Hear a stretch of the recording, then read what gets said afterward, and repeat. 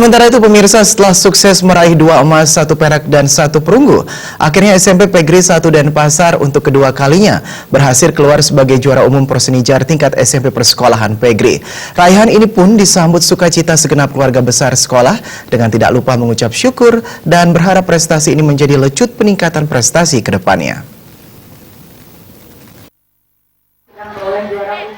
Seperti diungkapkan Kepala SMP Pegri 1 Denpasar Dr. Inenga Sukama, bahwa hasil ini menandakan keberhasilan pendidikan ekstrakurikuler di SMP Pegri 5 Denpasar telah berjalan dengan baik, terpadu, dan terbina terkoordinasi dan komunikasi yang baik. Pihaknya berharap prestasi ini mampu ditingkatkan ke jenjang yang lebih tinggi. Melalui raihan ini pula, SMP Pegri 1 Denpasar secara kontinu terus meraih prestasi membanggakan. Untuk itu, pihaknya mengucapkan terima kasih kepada stakeholder sekolah yang telah menjalankan metode pendidikan yang sesuai dengan yang diharapkan. Begitu pula dengan para guru pembina olahraga dan seni. Pihaknya sangat mengapresiasinya.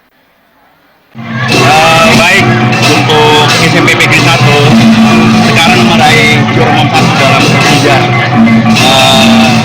GPRD Kota Denpasar.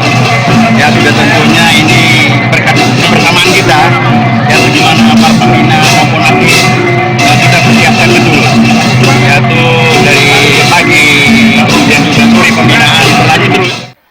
Sementara itu, Dr. Inenga Sukama menambahkan, keberhasilan di Persenijar di sekolah PGRI ini bukan untuk saling mengalahkan, melainkan mengutamakan semangat menyamaberai antar sekolah PGRI.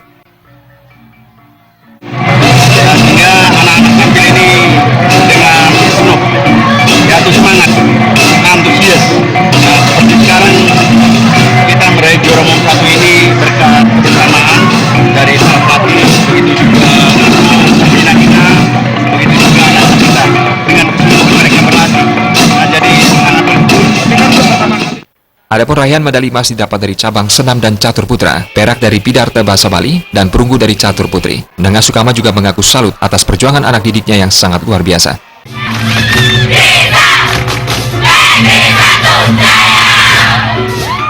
Tim Liputan Bali TV.